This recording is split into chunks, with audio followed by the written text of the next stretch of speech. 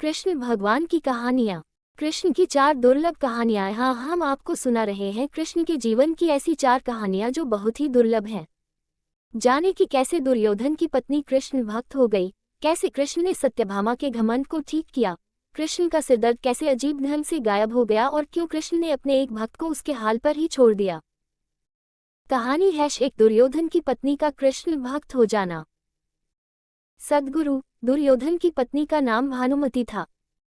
वो एक बहुत ही सुंदर लड़की थी और जब कृष्ण दुर्योधन के महल में मेहमान बनकर आए तब वो सिर्फ 17 साल की थी।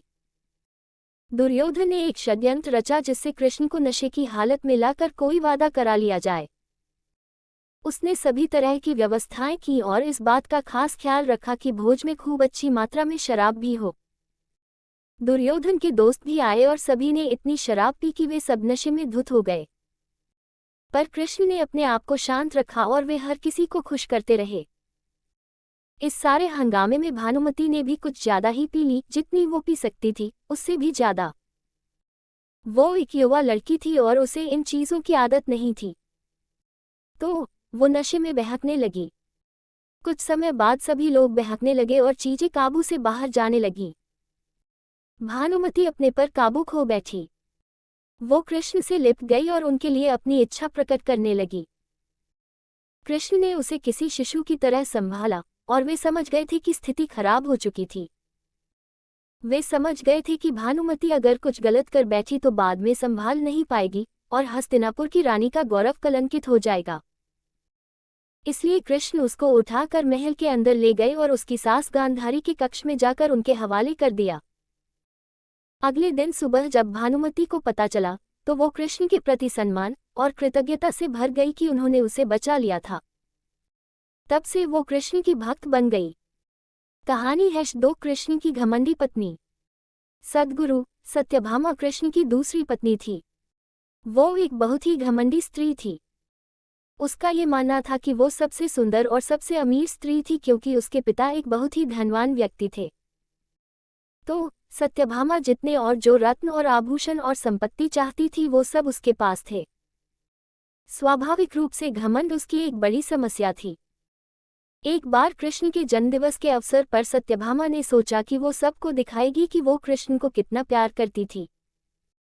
तो उसने तय किया कि वो कृष्ण के वजन जितना सोना शहर के लोगों में बांटेगी।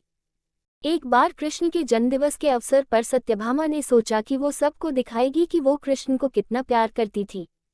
तो उसने तय किया कि वो कृष्ण के वजन जितना सोना शहर के लोगों में बांटेगी। इसे तुलाभार कहते हैं। ये मंदिरों में होता है। लोग एक बड़ी तराजू में अपने वजन के बराबर का मक्खन, घी या चावल या कुछ और रखकर वो चीज लोगों में बांटते हैं। चावल, नमक, दाल या सोना या वो कुछ भी आप दे सकते हैं जो देना चाहें।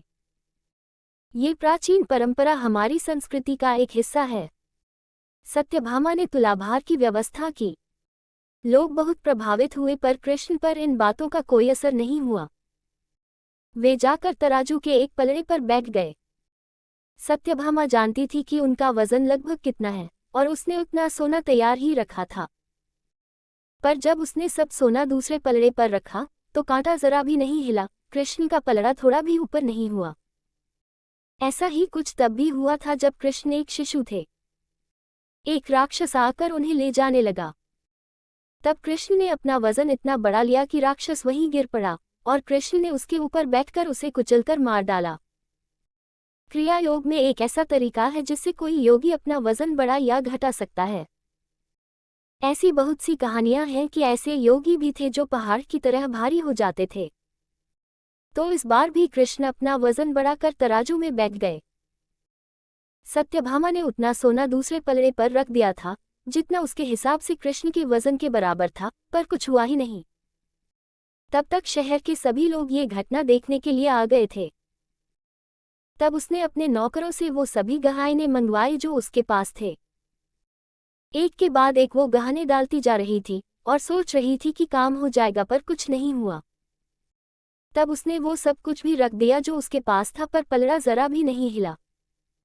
वो रोने लगी क्योंकि ये सब उसके लिए बहुत शर्मजनक था। सारा शहर देख रहा था और उसके पास पर्याप्त सोना नहीं था। वो जो हमेशा अपनी संपत्ति के बारे में इतनी घमंडी थी, उसके पास पर्याप्त सोना नहीं था और उसे समझ में नहीं आ रहा था कि वो क्या करे। तब उसने रुक्मिणी की ओर देखा, जिससे वो बहुत जलती थी और हमेशा परेशान रहती थी। उसने रुक्मिणी से पूछा, अब मैं क्या करूं, क्योंकि ये बात सिर्फ मेरे लिए ही नहीं पर तुम्हारे और हम सब के लिए भी बहुत शर्मजनक है। मैं क्या करूं? तब रुक्मिणी बाहर गई और तुलसी के पौधे के 3 पत्ते उठा लाई। जैसे ही तुलसी के वे पत्ते उसने तराजू के दूसरे पलड़े पर रखे, कृष्ण का पलड़ा तुरंत ही ऊपर आ गया। कहानी #3 कृष्ण का अर्धभक्त। सद्गुरु। एक दिन कृष्ण दोपहर में खाना खा रहे थे और सत्यभामा बहुत ही खुशी और गर्व के साथ खाना परोस रही थी, क्योंकि वो ऐसे व्यक्ति नहीं थे जो रोज खाना खाने घर पर आएं। उसे ऐसा अवसर कभी कभी ही मिलता था कि वो उन्हें खाना परोसे, तो वो ये बहुत खुशी और आनंद से कर रही थी। खाने के बीच में ही कृष्ण अचानक उठ खड़े हुए और हाथ धोए बिना ही दरवाजे की ओर दौड़ने लगे। सत्यभामा अवाक रह गई और बोली, अरे ये क्या है? खाना तो खा लीजिए और फिर जाइए। कृष्ण बोले, नहीं, मुझे जाना जरूरी है, और मुख्य दरवाजे की ओर दौड़ पड़े। पर अचानक वे वापस मुड़े और खाना खाने बैठ गए। तब सत्यभामा ने पूछा, आप इस तरह क्यों दौड़ पड़े और क्यों वापस आ गए? ये सब क्या है?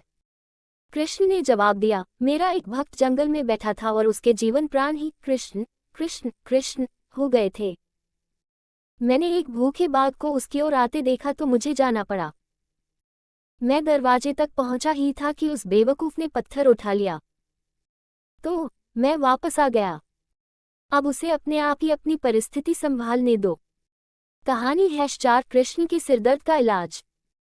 सद्गुरु। एक बार कृष्ण के जन्मदिवस के अवसर पर उत्सव मनाने के लिए बहुत बड़ी तैयारियां की गई थीं।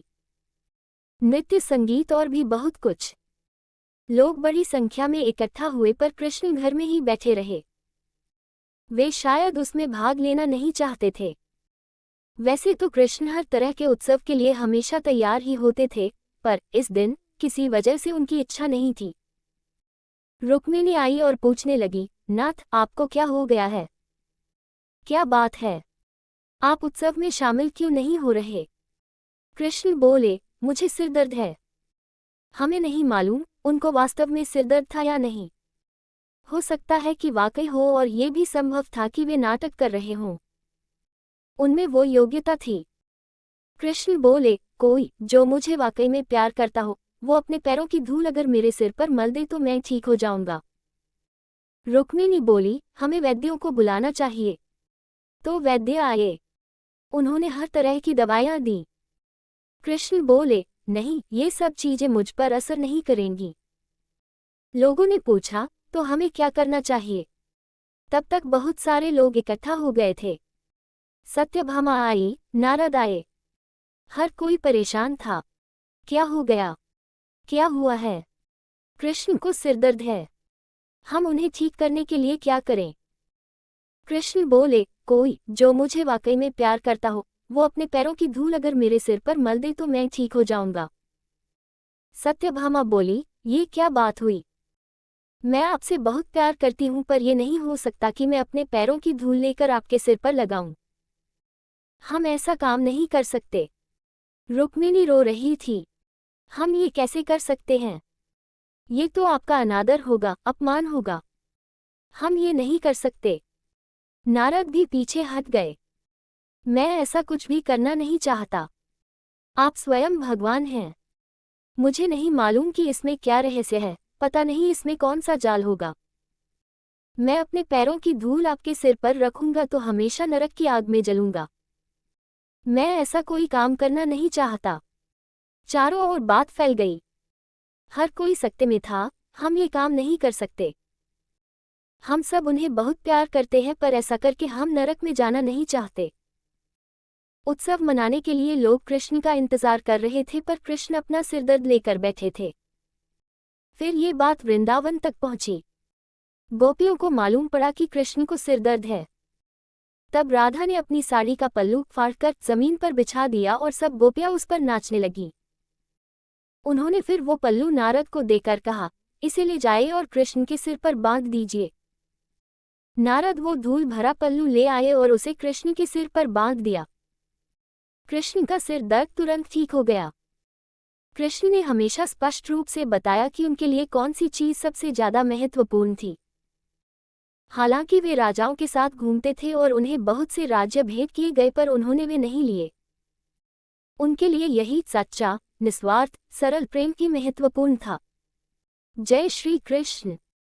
अगर आपको ये कहानियाँ अच्छी लगी हो तो मेरे चैनल को सब्सक्राइब करें, वीडियो को लाइक करें और कमेंट में जय श्री कृष्ण जरूर लिखें जो भी श्री कृष्ण जी के भक्त हो।